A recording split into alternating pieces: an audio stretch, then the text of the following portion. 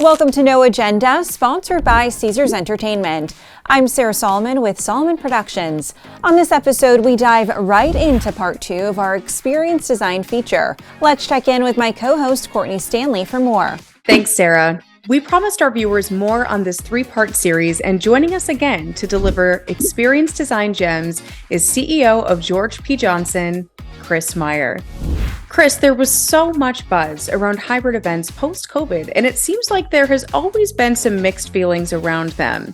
Are event organizers missing opportunities for added revenue and creating a different attendee experience?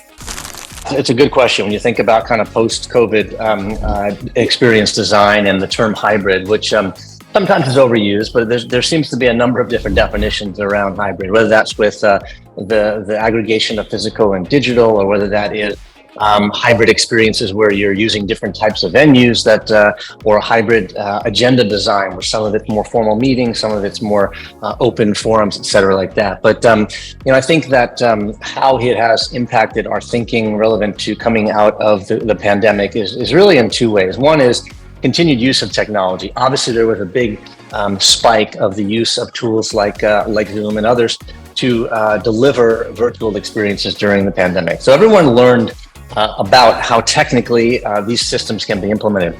Where we see it netting out is brands that really want to create hybrid experiences with a digital component.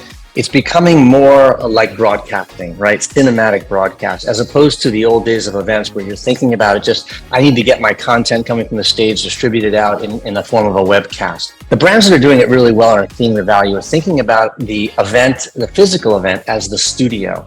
And how do we then create a cinematic story or cinematic stories coming out of that? And it doesn't mean they have to be broadcast live. Sometimes they're broadcast afterwards. Sometimes that content is chunked up. But again, goes back to what's the brief, right? If the brief is we're going to capture content from an experience and we're going to leverage that in some form or fashion, it has to be captured really well. The experience has to be designed with respect for the needs of broadcast, i.e. for lighting, for sound. This affects stage design, set design, sound design, etc. So it changes a lot of the experience the design, knowing that you're going to be broadcasting from these events. And then secondly, I would say it changes the type of support that's needed, right? It requires different types of people, and a lot of people that are, a lot of team members that are supporting these virtual broadcasts are now coming out of, not necessarily out of the event space, but more out of television or sports or areas where you have had these studio environments that are then broadcast out. So, long story short, I think coming out of the pandemic from a hybrid experience, we learned a lot about technology. We learned a lot about how do you combine physical and digital. And we also learned that it doesn't have to happen all at the same time. You really can develop a content strategy around your event portfolio that fuels all sorts of communications and awareness and campaigns for organizations and brands throughout the year.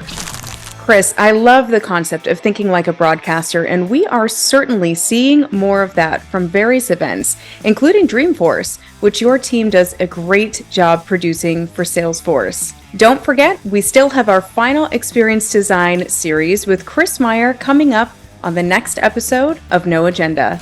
Now, let's check back in with Sarah in studio to walk us through the power of corporate identity. Thank you, Courtney. We all know how important custom products like this are to your brand, regardless of what type of business or event you run. But what products are most effective, and what should you be thinking about when it comes to custom merchandise?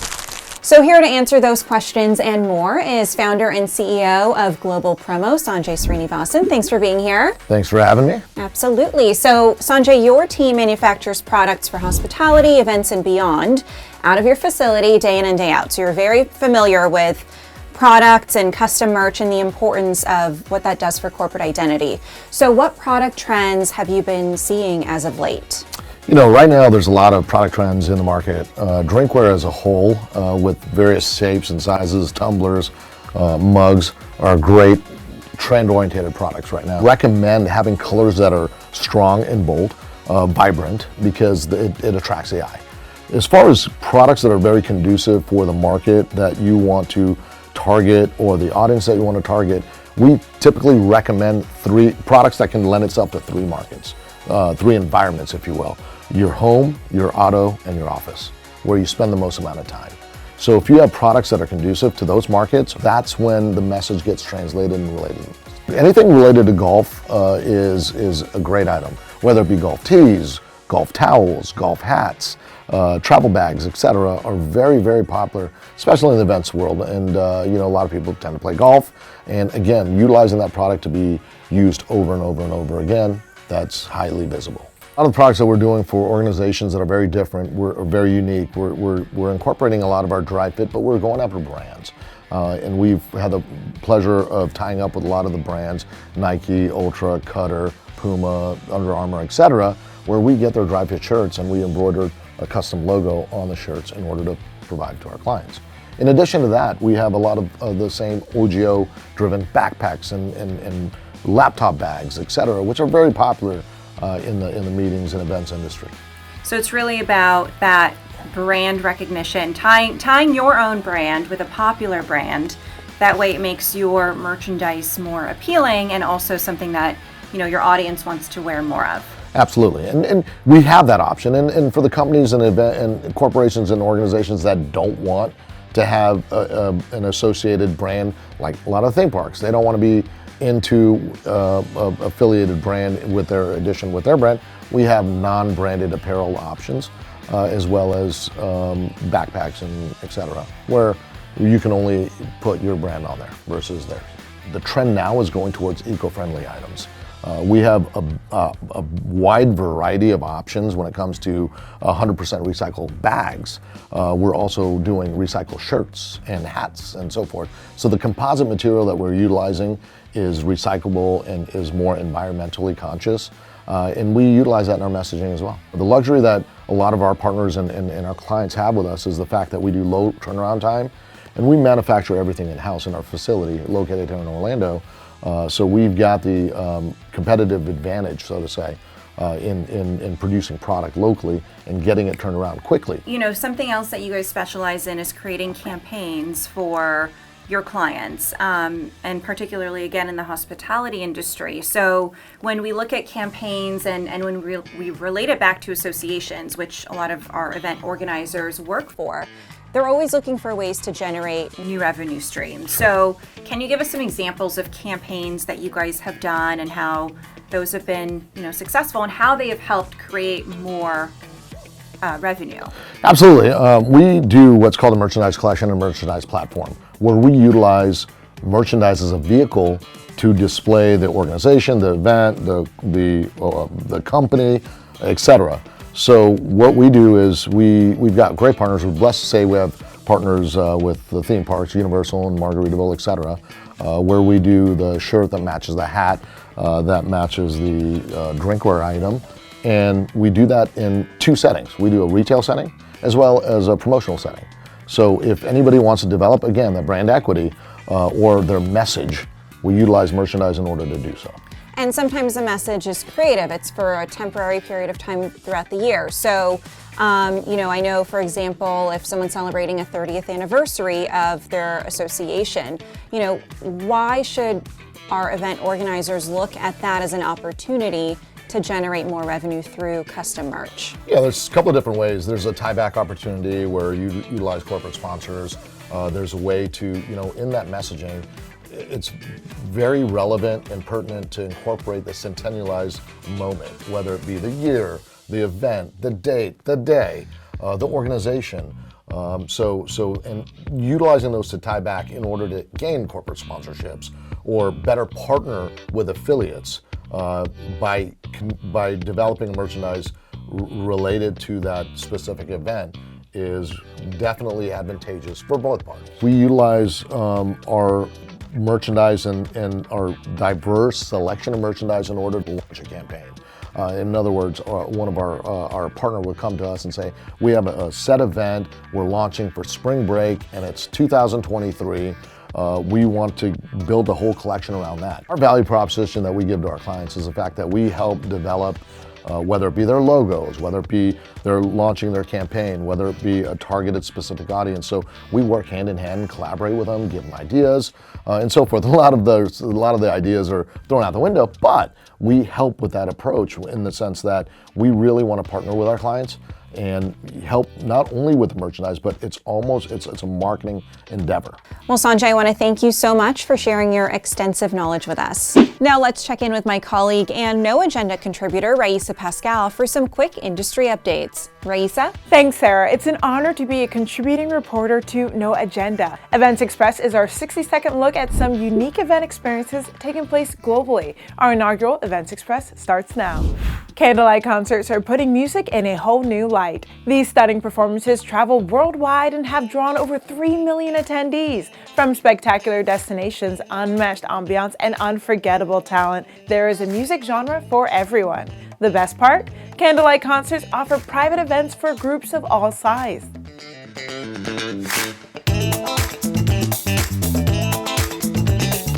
Earth Day is just days away, and this year's theme is Invest in Our Planet. Billions will be celebrating worldwide, from the big one on the streets of London with thousands uniting for nature in a family-friendly march to Earth Day Fiesta in Zimbabwe, a day full of traditional African music, food, and arts to collectively advocate for climate action.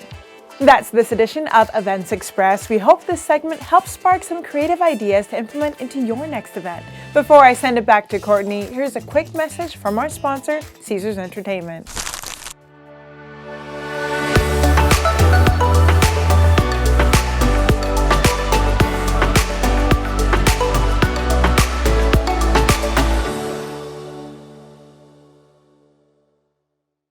Caesars Entertainment takes pride in delivering a one-of-a-kind experience for groups and guests alike.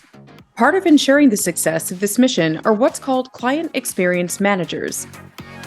Director of Sales for Property Las Vegas for Caesars Entertainment is Abby Hobbs. Abby, what are Client Experience Managers responsible for? We've always had a sales presence in Las Vegas. Prior to COVID, we called this position Property Sales Managers. When we came back after COVID, we saw a need to really evolve the position and really focus on our customers' experience from start to finish. So that created our Client Experience Managers. Their job is to make sure from the site visit to when they're operating their program on property that everything is perfect. We have a total of 5 Client Experience Managers. They support a team of 100 salespeople who live throughout the country where our customers live. We're a small team, but they're very mighty. The Client Experience Manager has a very diverse role. Their job is to make sure that the customer's experience when they're flying in for their site visit is exceptional, from check-in to their guest room, elevating their experience along the way so they remember Caesars Entertainment for their program when they want to come back and operate their program. Their role also encompasses visiting groups while they're in-house for their programs to be a liaison through all of our different departments. So Client Experience Managers are distinct to Caesars Entertainment, something we're very proud of, but their roles are a little bit different than a typical salesperson. So Client Experience Managers are based here in Las Vegas. They are the property expert for our 9 properties and work alongside our sales team that lives throughout the country and the backyards of their customers. How have these experience managers made a difference in group experiences? Any case studies that you can share?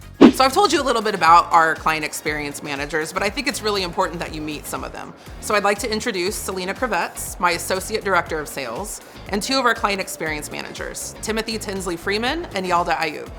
The role of our clients' experience managers, once our customers get on property, is we're not done making them feel appreciated and special during that time. So what our client experience managers do is offer that sales touch point, that additional presence while they're here on property. They love just checking in with them too, make sure everything's going well and coming to fruition that we talked about during the site process. So when we're looking to hire a client experience manager, what we're looking for are a couple of things.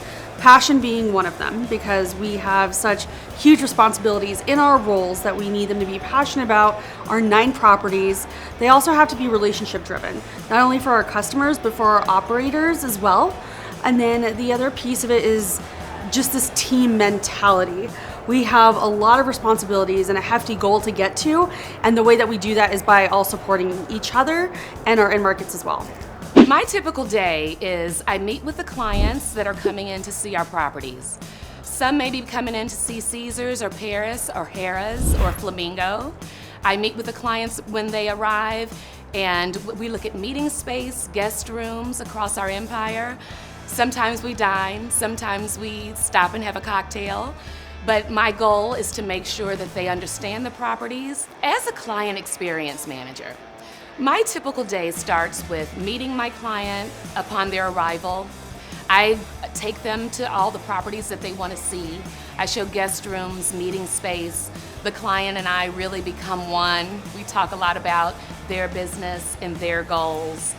And sometimes we dine, sometimes we sit and just have a conversation really about what they really want to see their program be or how they want it to flourish. Sometimes I'm meeting with clients that are some kind of unsure. And as a property expert, I can make sure that they know what we really have to offer. I show unique venues. I also show restaurants, private dining space, pools. I really, as an ambassador of Caesars, I know all of our properties. I know what we have, and if I don't know, I make sure to find out. As a client experience manager, I think it's very important for meeting planners to collaborate with us and share with us what's important to the customer, what their goals are, what their objectives are. This allows us to create a site tour that meets those goals and objectives.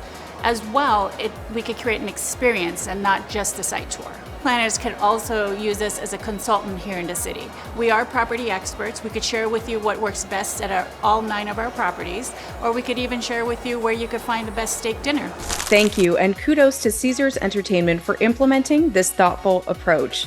Back to you, Sarah. Thank you, Courtney. RFPs have evolved post-pandemic, and here to discuss this is Melissa Armstrong with Conference Direct. Melissa, what does a well-rounded RFP look like in today's industry?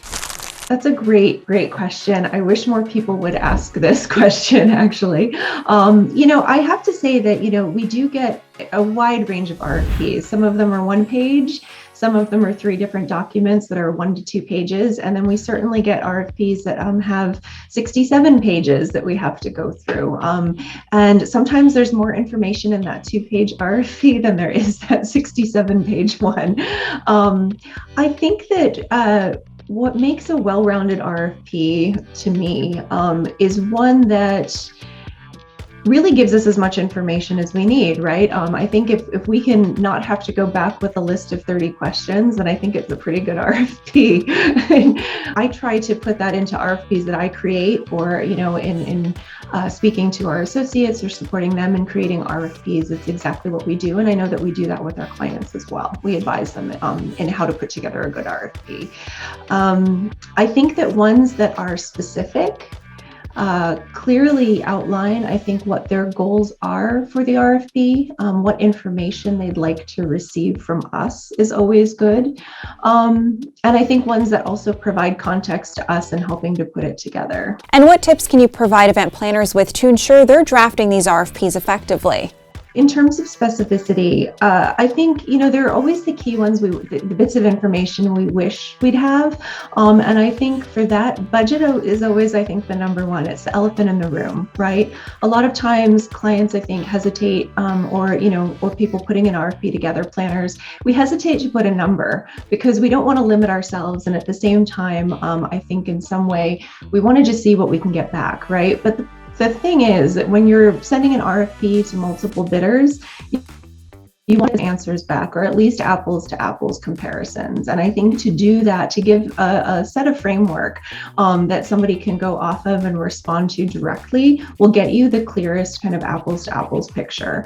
And I think as a bidder, no one wants to put all the effort into an RFP and just completely bid on something that's, off base, and to miss the opportunity. I think we'd all rather, whether it's big or little, in terms of budget, or, grand in scale, or really simple, we'd like to be able to hit it on the mark the first time. I like to say to our clients when we bid on an RFP, just know this is our response, but our answer can change, right? We would be happy to go back and kind of adjust the scope of work after. But I think what's important is to have that key, I think those parameters, like we were discussing before, the ability to say that, these are the things that we want. Let's base it on this many number of breakouts, for instance. You may not know the number, but it helps to know that let's all work on the number of 5 concurrent breakouts, right?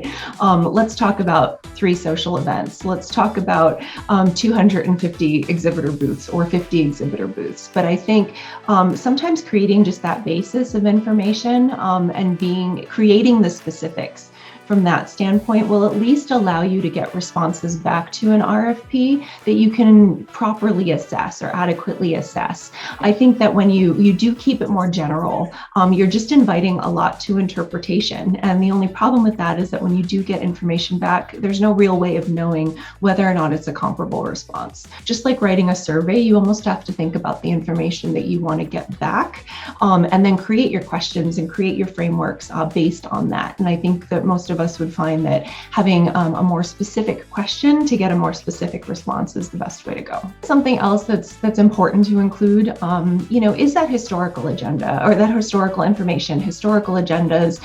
There's so much that as a responder to an RFP, we can glean from that, right? So even if you don't want to limit yourself to a budget, coming back from the pandemic, or if for the last few years, we know that AV costs are higher. We know food and beverage costs are higher. And so we understand that we may not have that information, but by just giving history, sharing photos even can give me as a bidder, I think the concept, right, of what kind of food, what level of food and beverage are we providing, right?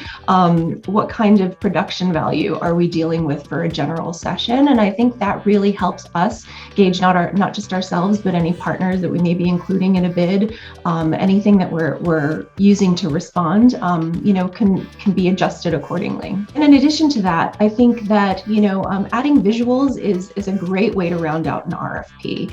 I think that, we often discount what we've taken, even a snapshot on a phone, but, as a bidder, I can look at that and I can take that to my vendors, whether that be decor, production, whether it's AV or even food and beverage. And we can see, the level of value that went into what was done before, the level of production that was done before. And we can use that as a gauge to really figure out where that budget line, where that level of proposal should be. Melissa, thank you. This wraps up another episode of No Agenda, sponsored by Caesars Entertainment. Please be sure to share this episode using our hashtag NoAgendaTV on your social channels. Stay tuned for the next episode on May 4th. Until then, we leave you with a final message from our sponsor, Caesars Entertainment.